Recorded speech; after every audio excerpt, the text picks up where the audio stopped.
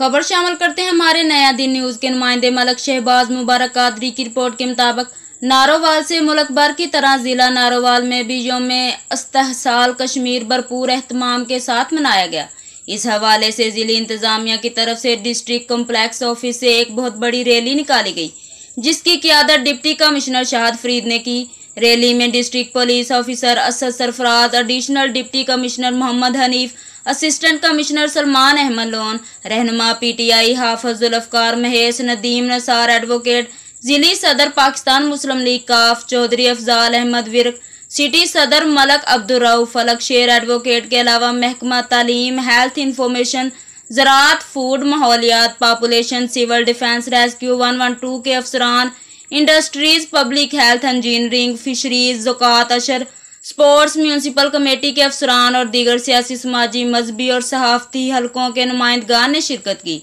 Deputy commissioner Shahad Farid, DPO Asad Sarfraz, Hafizul Afkar Mahesh और चौधरी नदीम नसार ने rally के अख्ताम पर शुरा से खिताब भी किया।